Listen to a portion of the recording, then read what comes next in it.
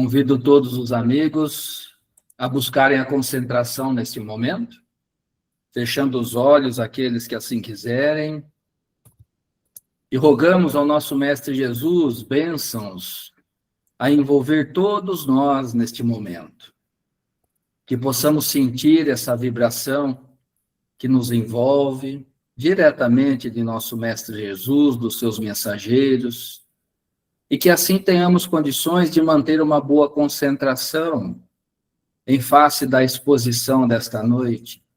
Pedimos também, mestre amigo, principalmente que envolva o expositor da noite, William Almeida, para que ele possa ter a sua mente serenada, seus pensamentos concatenados, que tenha condições de fluir diante da preparação que preservou para a gente nesta noite. De nossa parte, Mestre Jesus, que tenhamos condições de assimilar esse conhecimento, fazendo as reflexões diante da nossa postura, da nossa conduta, diante do nosso próximo, e que possamos, assim, colocar em prática aquilo que estamos aprendendo e ir nos tornando pessoas melhores a cada dia. Agradecemos, Senhor, a mais esta oportunidade, este encontro que se inicia neste momento. Assim seja.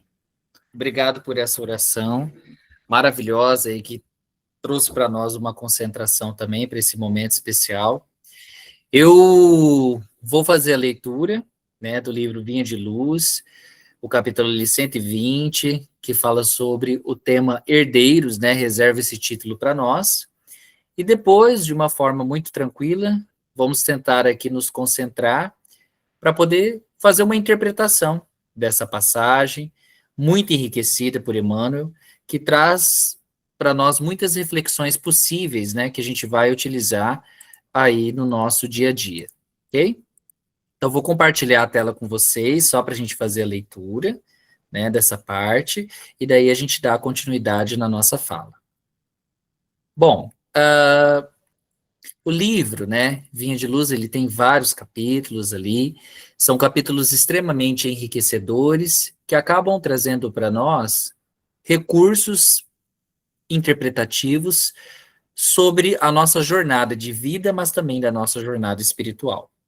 E esse título Herdeiros, ele reserva para nós uma articulação muito histórica também, para a gente chegar a um nível de compreensão que o Espiritismo ele pode nos auxiliar dentro do campo doutrinário. Então, eu vou fazer a leitura, e a partir dessa leitura a gente vai falar um pouco sobre esse assunto. Herdeiros. E se nós somos filhos, somos logo herdeiros também, herdeiros de Deus e co-herdeiros do Cristo. Paulo, Romanos 8:17. Incompreensivelmente, muitas escolas religiosas, através de seus expositores, relegam o homem à esfera de miserabilidade absoluta. Púlpitos, tribunas, praças, livros e jornais estão repletos de tremendas acusações. Os filhos da terra são categorizados à conta de réus da última pena.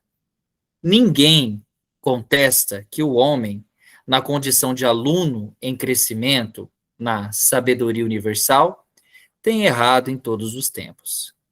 Ninguém ignora que o crime ainda obceca, muitas vezes, o pensamento das criaturas terrestres. Entretanto, é indispensável restabelecer a verdade essencial.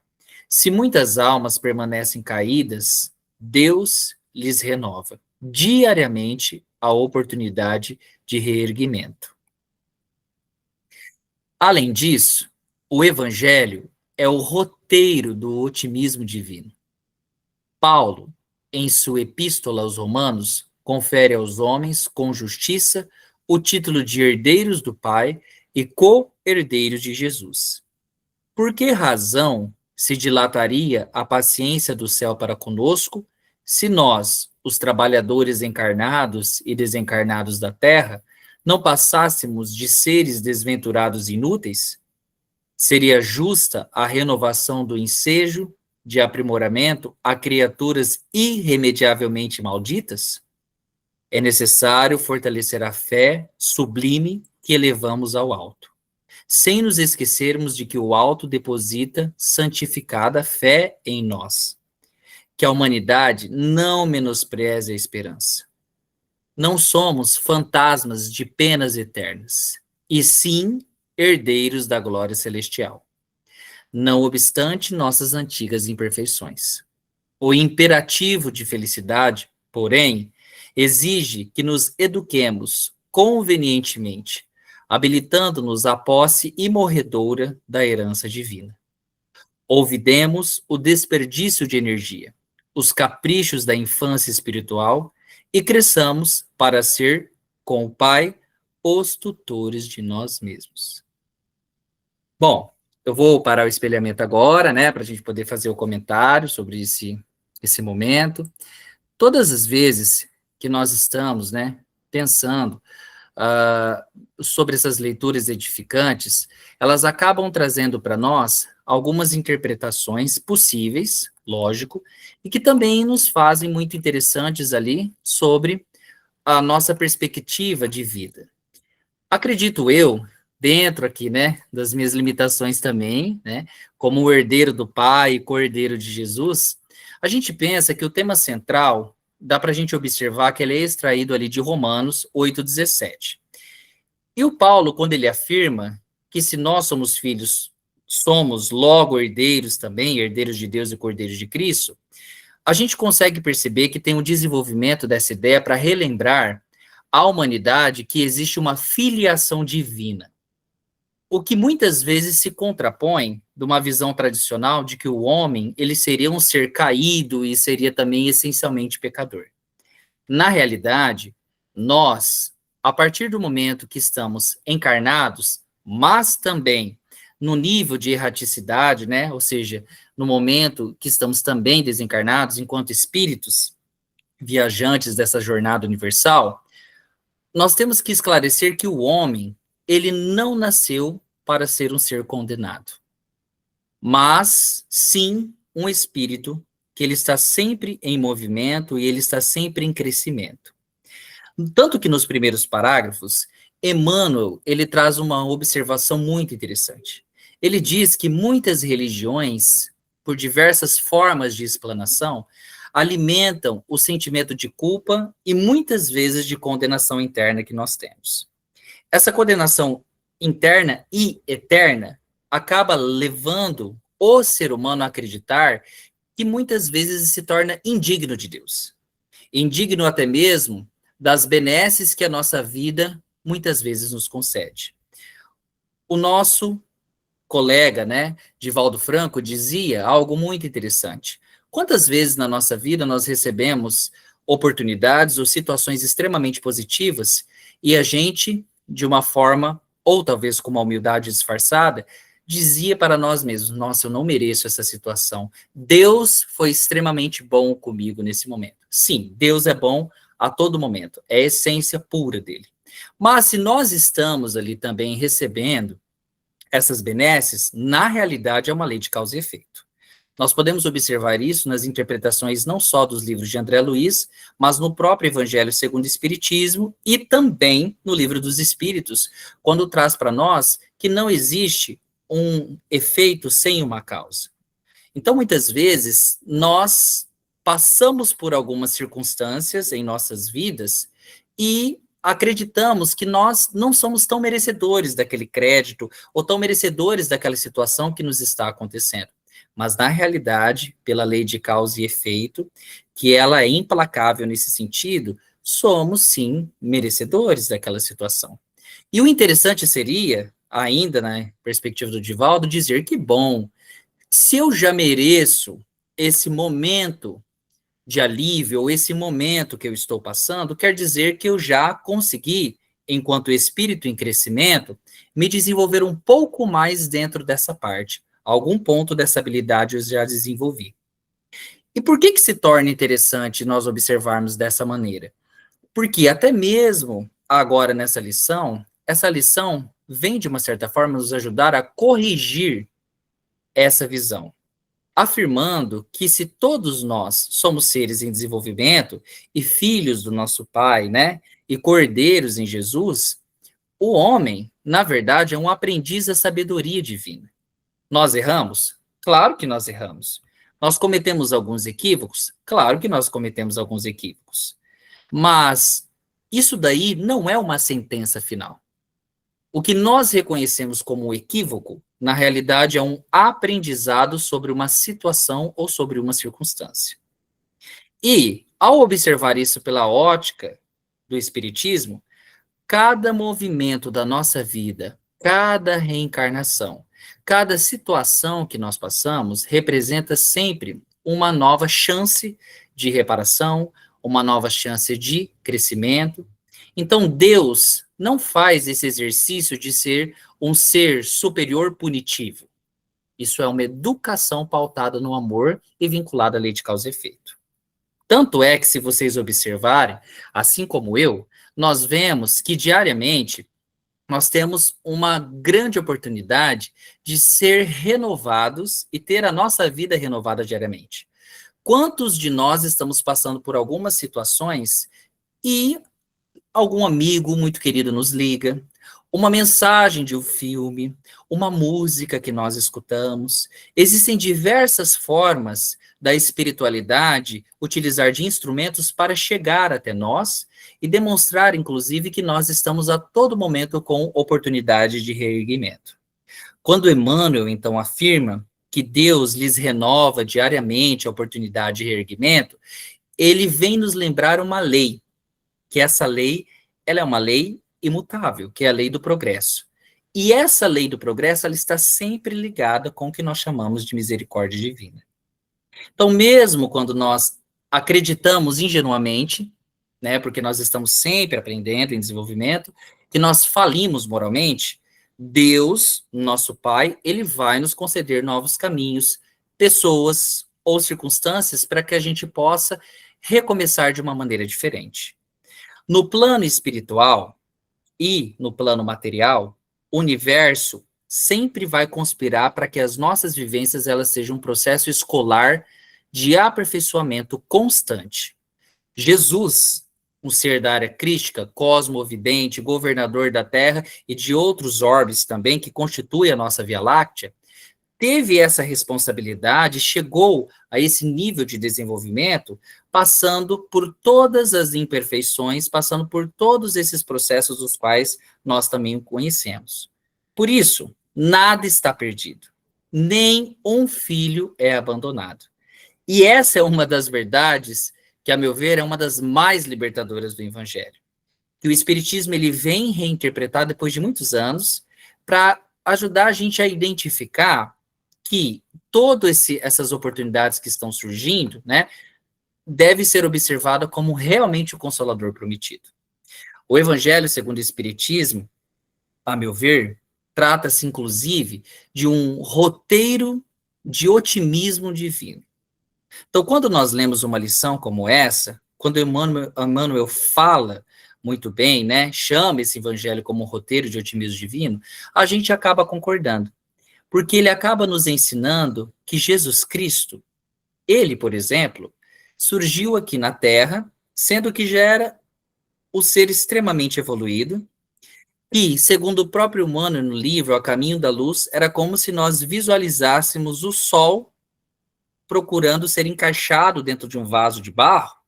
Um ser desse desenvolvimento, quando ele solicita uma vinda para iluminar os caminhos por onde ele passa, ele vem justamente porque ele acredita e sabe que o caminho da regeneração e de esperança na Terra já estava traçado.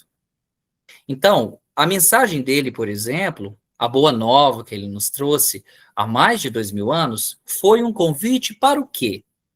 Para agora, no Evangelho segundo o Espiritismo, a gente ressuscitar em nós mesmos a ação confiante. Mas, William, por que você está falando ressuscitar em nós mesmos? Porque nós somos espíritos milenares. Nós não nascemos ontem, né? Desculpa o trocadilho. Nós não nascemos ontem. Nós nascemos e já reencarnamos diversas vezes.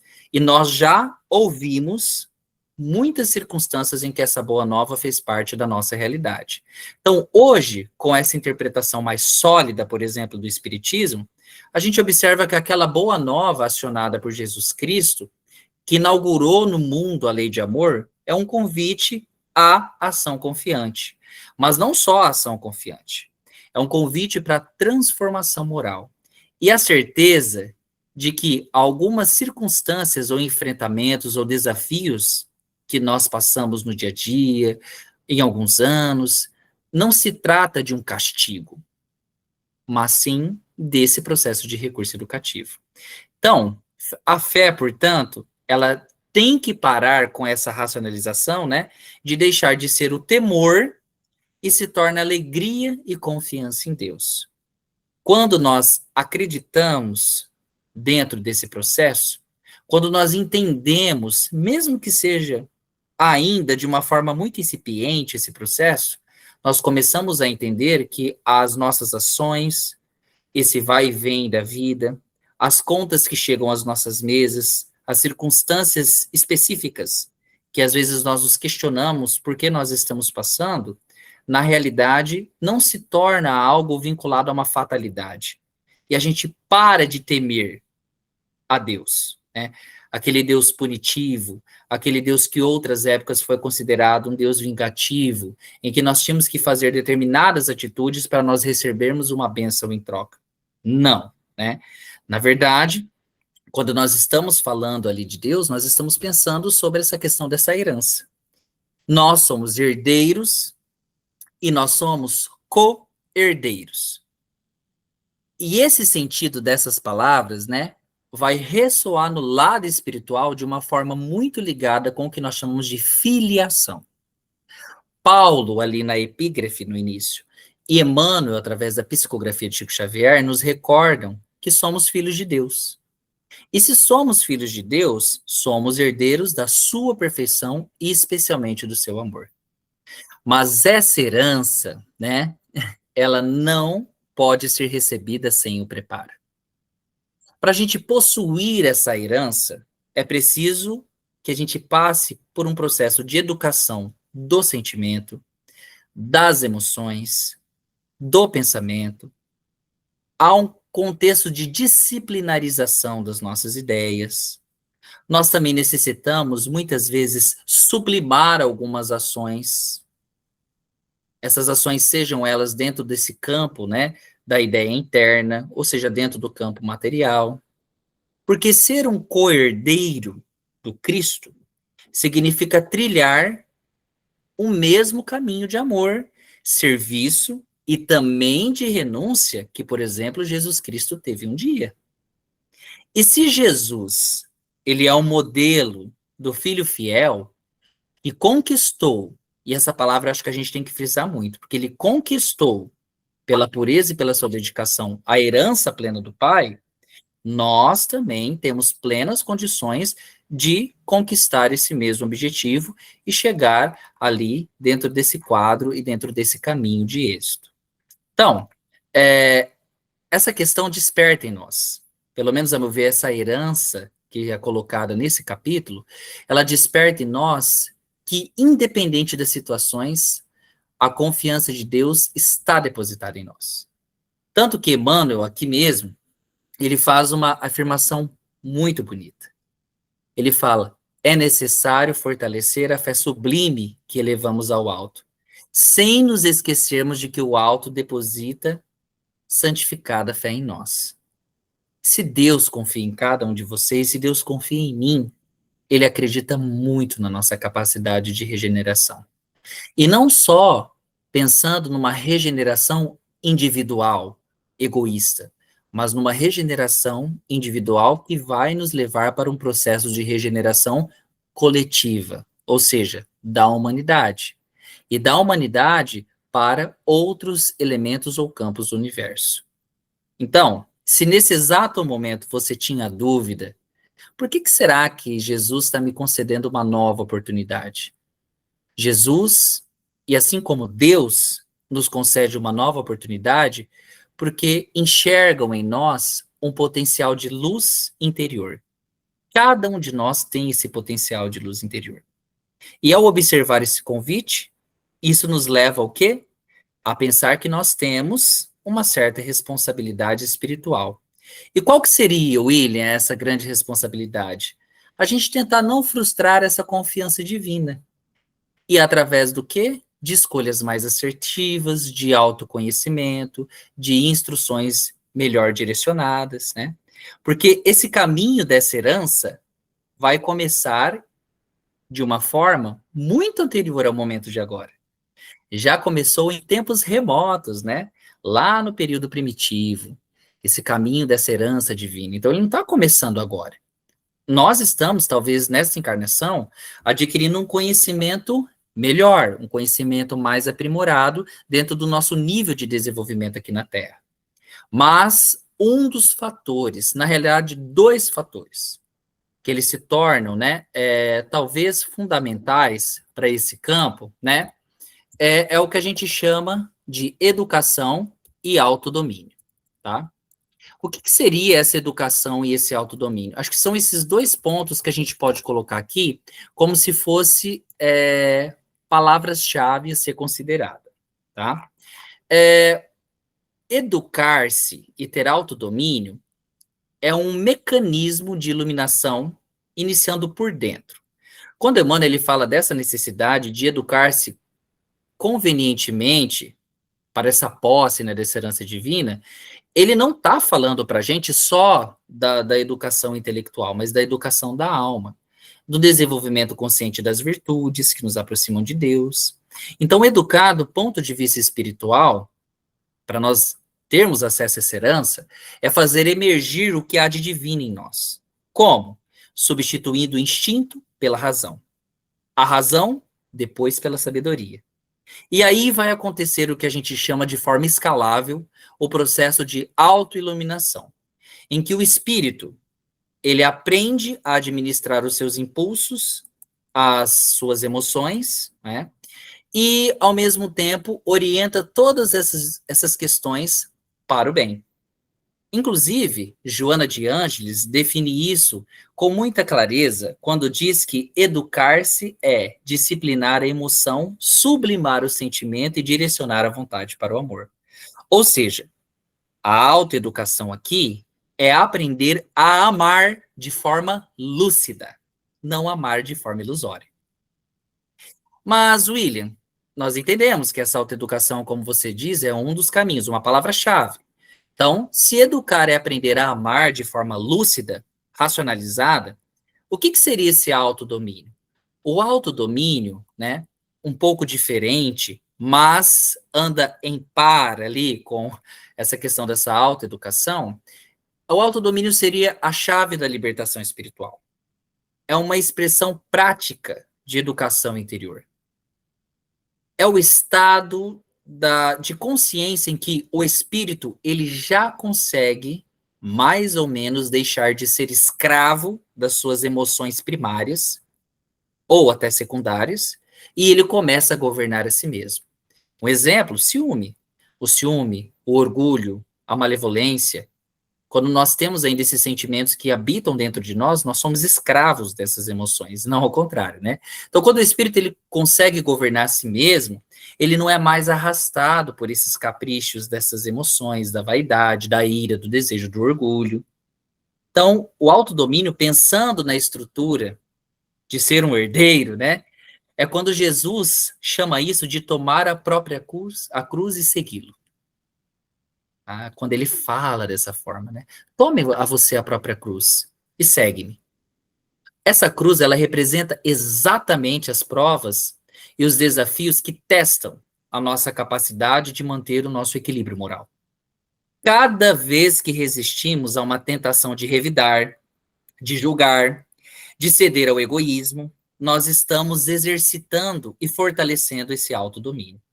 Emmanuel, em outras obras como Pensamento e Vida, ele ensina que o pensamento, neste caso, seria uma das matrizes das criações do espírito. Então, o autodomínio, onde que ele vai começar? Na mente, através da educação do nosso pensamento, regenerando ou gerando, né, outros tipos de palavras. Depois das palavras, nós vamos para os sentimentos, e depois dos sentimentos nós vamos para as ações. E por que esse autodomínio ele é tão importante, assim como a autoeducação, para ter uma condição de herdar o reino de Deus? Porque Deus é perfeição e ordem. Sendo nós, os seus filhos, nós não poderíamos herdar o reino divino enquanto nós vivermos numa desordem interior, numa desorganização. A herança divina não é um prêmio concedido arbitrariamente para alguns. É uma conquista vibratória. Nós só podemos habitar o plano superior quando nossas vibrações se harmonizam com ele. Por isso que Emmanuel afirma que o imperativo de felicidade exige que a gente se eduque, porque a felicidade é um resultado natural do equilíbrio interior. E o equilíbrio nasce do quê? Do autodomínio, da arte de manter-se em serenidade, em confiança, mesmo quando parece que o mundo está todo agitado ao nosso redor, né? Quem domina a si mesmo não é mais escravo das circunstâncias. Pode ter dificuldades, mas não se desespera. Sofre, mas não odeia. Chora, mas não perde a fé. E quando nós chegamos neste nível, é aí que nós damos um pontapé para aquilo que nós chamamos da verdadeira liberdade espiritual. E da infância espiritual à maturidade é quando nós chegamos ali numa daquelas partes que ele fala: ouvidemos o desperdício de energia, os caprichos da infância espiritual e cresçamos. O que é infância espiritual, não é? É criança? Não, é um estágio em que muitas vezes nós vivemos dominados pelo impulso. A gente quer resultados imediatos. Nós reagimos emocionalmente. Nós exigimos muito mais do que nós somos capazes de oferecer. E crescer espiritualmente é aprender a servir mais do que reclamar e compreender muito mais do que exigir compreensão. E esse amadurecimento só dá por esse processo de autoeducação, né, pelo processo de autodomínio e através das sucessivas reencarnações que nós temos, através desses estágios da escola da alma. Então, em cada existência, Deus vai nos colocando em muitas dessas experiências para que a gente possa ir burilando, trabalhando esse nosso autodomínio, essa nossa autoeducação, primeiro com a família, com a convivência, em alguns momentos talvez com as limitações físicas, outras com as perdas, outras com a convivência com o diferente. E cada situação que parece que é super difícil é para nós uma aula de educação espiritual. Então, esse autodomínio, né, todos esses elementos que eu estou conversando com vocês, veio exemplificado muito por Jesus, né? Ele é o exemplo perfeito de um ser que se educou e dominou a si mesmo. Ele não reagiu à violência. Ele não se deixou corromper pela vaidade, ele não se afastou de compaixão diante da dor. E esse seu domínio sobre si mesmo era tão pleno que ele podia dizer: eu e o Pai somos um. Então, ser um cordeiro de Cristo é justamente aprender a viver com ele, mas também como ele viveu. Tentar uma sintonia constante com o amor, com a paz, o dever. E o Emmanuel, ele traz muito isso daqui, né? E diz que a posse da herança exige primeiro a ideia de que ninguém herda sua luz sem aprender a suportar o seu brilho. E algumas aplicações diárias que eu acredito, para tentar sintetizar essas ideias, né? Para a gente conseguir trabalhar esse processo de burilhamento de uma forma tranquila e leve, sem nenhum tipo de pressão, pode ser realizado através de algumas aplicações diárias. E eu gosto muito de falar sobre isso, né? Sobre essa educação, esse autodomínio. Algumas aplicações diárias, porque às vezes as pessoas leem e falam, mas como eu vou fazer isso daí? Por exemplo, na vida diária, a gente começar a vigiar pensamentos, evitar palavras ofensivas, cultivar um pouquinho mais a paciência, a gentileza, bom dia, boa noite, olá, muito obrigado. Nas relações humanas, começar a perdoar mais, aprender a ouvir, não reagir com agressividade. No trabalho espiritual, servir sem vaidade, ajudar sem esperar reconhecimento, agir com constância. Não é só em momentos específicos que a gente vai ser incrível, né? Ou boas pessoas. E no autoconhecimento, observar-se, corrigir-se com calma, com humildade. Opa! não é, esse não sou eu, não é dessa forma que eu me reconheço, né? Observar as próprias sombras, mas sem ficar se condenando. E a cada vitória íntima sobre o orgulho, o medo, o ressentimento, isso vai, pouco a pouco, nos aproximando um pouquinho mais dessa famosa herança e que nós vamos ter aí, que é a famosa herança divina. Então, só para a gente refletir agora em síntese, acredito que quando a gente lê esse capítulo, né, Herdeiros do 120, é para ser lembrados de que a vida é uma dádiva de Deus. E cada dia é um convite para nós de modificação e de renovação, porque nós somos filhos muito amados. Nós não somos réus aqui para ser condenados, nós viemos aqui para ser felizes.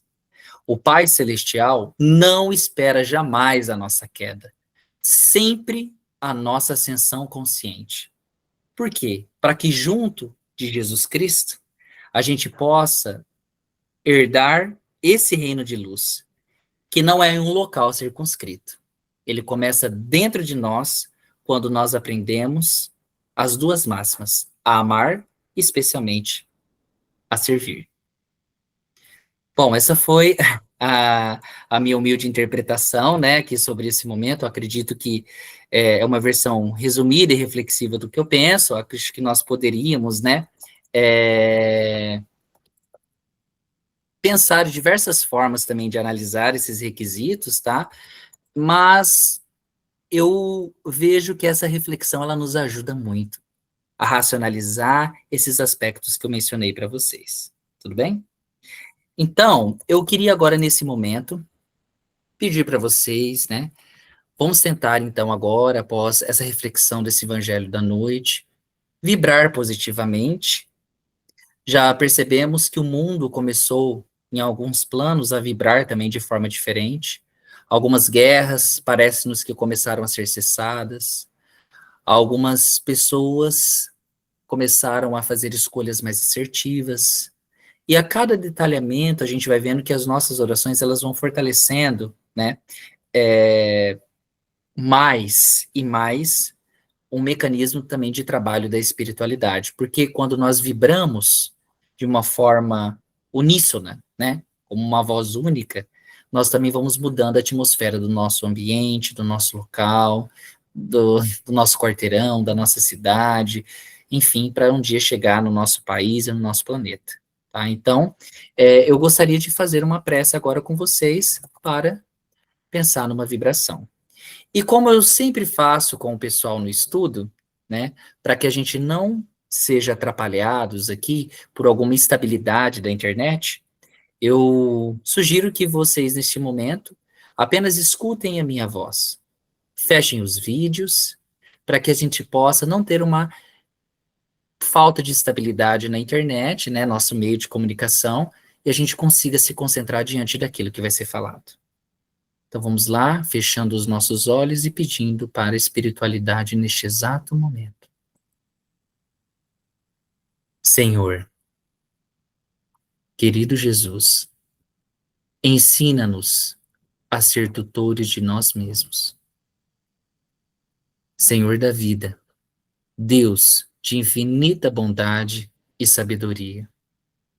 Neste instante de recolhimento e de serenidade, elevamos nossos pensamentos até Ti, reconhecendo-te como o Pai amoroso que tudo sustenta. A inteligência suprema que governa o universo, a fonte de onde brota toda esperança e toda luz. Somos teus filhos, Senhor, herdeiros do teu amor, aprendizes ainda inseguros, mas portadores da centelha divina que nos convida ao infinito. Agradecemos-te, Pai, pelas múltiplas oportunidades que nos ofereces de renovar o caminho, corrigir os passos e seguir adiante. Mesmo quando ainda tropeçamos nas pedras das imperfeições antigas, hoje temos um exemplo da tua presença. recordando através das palavras do teu mensageiro amigo Emmanuel, que nós também queremos aprender o verdadeiro sentido de educar-nos e dominarmos-nos. Educar-nos para sentir mais, aprender mais, servir mais, educar-nos para silenciar diante da ofensa, para sorrir mesmo em meio às provas, para encontrar na dificuldade não o castigo, mas a lição. Ensina-nos, Senhor, a compreender que o autodomínio não é sufocar as emoções, mas é governar o amor de nós mesmos. Que a força verdadeira não está no grito, mas na serenidade. Que ela não está na imposição, mas na compreensão. Que ela não está no poder sobre os outros, mas no domínio da própria alma. Dá-nos, Pai, a coragem de olhar para dentro de nós sem medo, de reconhecer nossas sombras sem desânimo, de compreender que cada fraqueza é um convite à superação e que cada queda é um degrau para a ascensão. Que possamos transformar a irritação em paciência, a mágoa em perdão, o orgulho em humildade, a impaciência em compreensão. Ajuda-nos, Senhor, a entender que a educação espiritual é um processo contínuo, em que o espírito se lapida pouco a pouco nas experiências da vida. Que cada encontro, cada contrariedade, cada alegria e cada dor sejam mestres silenciosos que nos ensinam a crescer.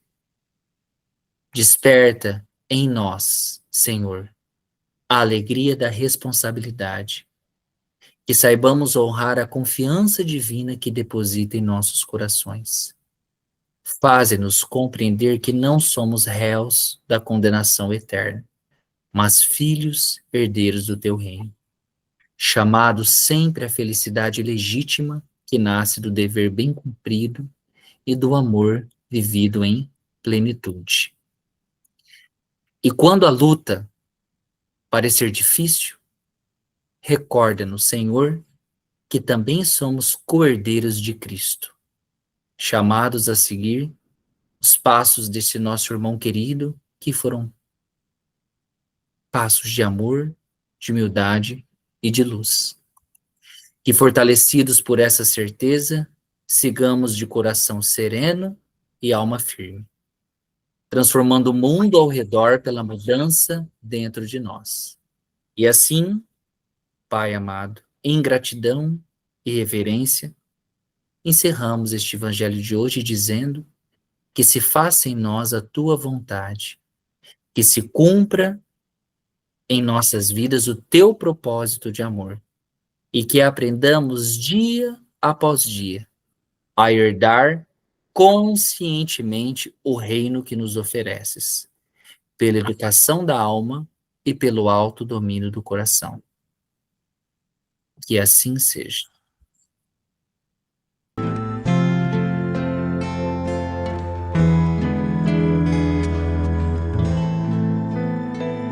Eu tenho um amigo sincero que eu tanto venero, com quem tanto me dou. É meu professor, meu parceiro, meu bom companheiro e muito me ajudou. Me ensina a ser caridoso, a não ser orgulhoso e a orar sempre a Deus. E quando eu tenho um dilema, resolvo o problema com os conselhos seus. E quando eu tenho um dilema, resolvo o problema com os conselhos seus. Evangelho de luz, Evangelho,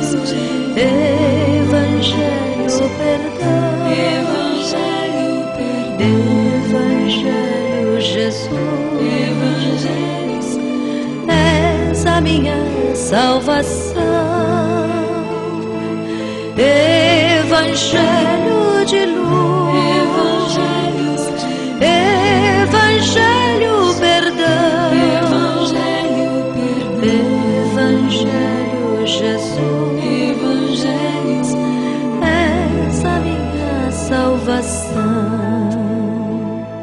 E quando a angústia revolta, eu não acho a porta, não vejo a solução. É Ele, o amigo adorado, que está sempre ao meu lado e me traz a consolação.